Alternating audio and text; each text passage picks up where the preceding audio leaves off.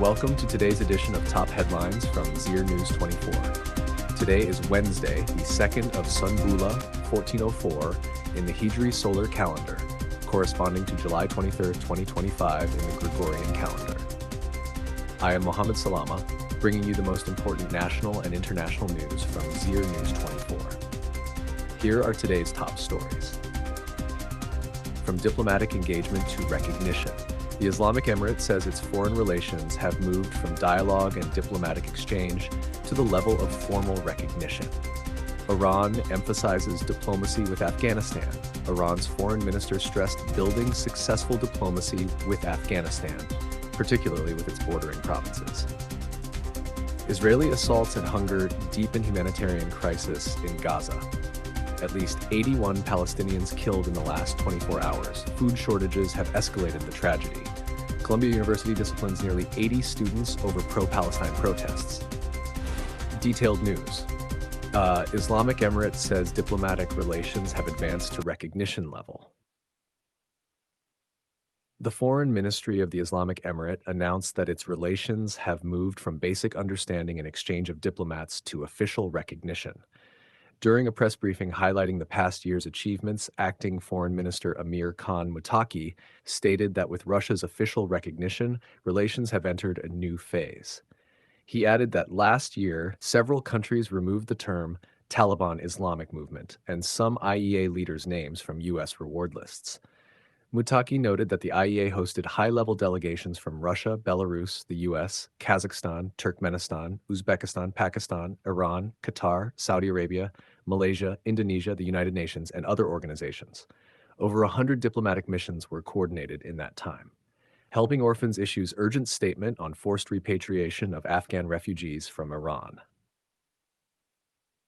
The international humanitarian group Helping Orphans has expressed deep concern over the large-scale forced deportation of Afghan refugees from Iran. Thousands of vulnerable Afghans, many of whom had fled war, poverty, and persecution, are now being forcibly returned to a country already gripped by humanitarian crisis. Iranian authorities are not only seizing refugees' belongings, but also reportedly using violence. Afghanistan currently faces one of its worst humanitarian emergencies in history, with 29 million people, including 10 million children, at risk of hunger. With frozen financial assets, reduced international aid, and millions living in extreme poverty, the country lacks the capacity to absorb such a sudden influx. Most returnees have no food, water, shelter, medicine, or access to health care. Helping Orphans is working on the ground to provide emergency aid, food, water, temporary shelter, medical assistance, and education. They urge the international community to act now to prevent an even greater humanitarian catastrophe. Iran pushes diplomacy with Afghan border provinces. Iran's Foreign Minister Abbas Araghchi, speaking at a governor's conference in Tehran, emphasized the role of border provinces in fostering diplomacy with neighboring countries. He specifically referenced the provinces of Nimraz, Farah, and Herat, which share borders with Iran's Sistan Baluchistan, South Khorasan, and Razavi Khorasan. Observers, however, say this is a tactic to bypass Kabul and exert influence by directly engaging with border provinces, a method Iran has used in the past. IEA's acting ambassador in Muscat meets Egyptian ambassador. Hafiz Omar, the acting ambassador of the IEA in Oman, met with Khalid Abdelhalim Raidi, Egypt's ambassador. According to a statement from the IEA's embassy, both sides discussed bilateral relations, the current situation in Afghanistan, and recent economic developments. The IEA representative also highlighted efforts in counter-narcotics and called for joint responsibility in providing alternative livelihoods. The Egyptian envoy praised Afghanistan's progress and expressed support for ongoing development efforts. Afghanistan and Pakistan sign preferential trade agreement. The IEA's embassy in Pakistan announced that Deputy Minister Ahmadullah Zahid signed a trade deal with Pakistani Deputy Minister Javed Paul, reducing tariffs on key exports. Afghan exports like grapes, pomegranates, apples, and tomatoes will now face reduced tariffs of 27%, down from 60%. In exchange, Afghanistan will import mangoes, oranges, bananas, and potatoes from Pakistan at similar rates. The one-year agreement starts August 1, 2025, and may be extended. IEA ambassador in Moscow meets Turkmen counterpart. In Moscow, IEA Ambassador Maulawi Gul Hassan Hassan met with Turkmen Ambassador Isen Aydogdiev. They reaffirmed the historical ties between the two countries and pledged to expand cooperation in various sectors. Gaza, escalating humanitarian crisis as 81 Palestinians killed, hunger spreads. In the past 24 hours, at least 81 Palestinians have been killed by Israeli forces in Gaza, with severe food shortages worsening the situation. Crowds waiting for food aid were fired upon. Only 5 out of 30 aid trucks were allowed entry. Health officials say 15 people, including children, died of starvation in a single day. A 6-week-old baby reportedly died due to a lack of milk. The UN says over 1,000 people have been killed by Israeli forces while trying to access aid since May. WHO reports its health facilities have been attacked 3 times. The situation continues to deteriorate with intensified air and ground attacks. Columbia University disciplines nearly 80 students over Gaza protests. Columbia University has punished nearly 80 students for participating in pro-Palestinian protests, including expulsions, suspensions, and revoking of documents. The university claims the actions violate policy and relate to protests at Butler Library. Student groups condemn the move, vowing to continue advocating for Palestinian rights.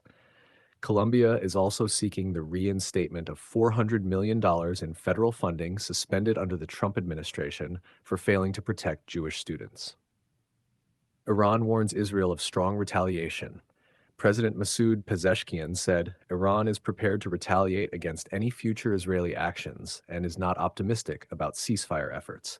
He affirmed that Iran will continue its uranium enrichment within legal limits. Iran has struck the U.S. Al Udeid base in Qatar in response to prior attacks, clarifying it was not targeting Qatar itself. Talks with European nations regarding a nuclear agreement are set to resume this Friday in Turkey. U.S.-Japan signed major trade deal reducing tariffs. U.S. President Donald Trump signed a key agreement with Japan lowering tariffs on car imports from 27.5% to 15%. In return, Japan pledges to invest and loan $550 billion into the U.S. economy. The Nikkei stock index rose 4% following the announcement. Toyota and Honda shares jumped by 14% and 11%, respectively. Japanese PM Shigeru Ishiba to resign after election losses. Prime Minister Shigeru Ishiba is expected to resign by the end of August after consecutive defeats in parliamentary elections. Analysts view this as the closing chapter of his long political career. Japan now faces key challenges, including economic slowdown, an aging population, and regional tensions. Cricket tape ball tournaments begin in multiple provinces. In Nangarhar's Kogiani, Kashman Shahano defeated Kashman Zalmo by 35 runs. In Helmand's Nawa, Pashtun Afghan beat Stars Achekzai by 8 wickets. In Lagman's Alishan, Islamabad defeated Gardi by 3 wickets. Qatar officially enters bid to host 2036 Olympic Games. Having hosted the 2022 FIFA World Cup and the 2024 AFC Asian Cup, Qatar has expressed official interest in hosting the 2036 Olympics. The Qatar Olympic Committee says talks are ongoing with the International Olympic Committee, IOC.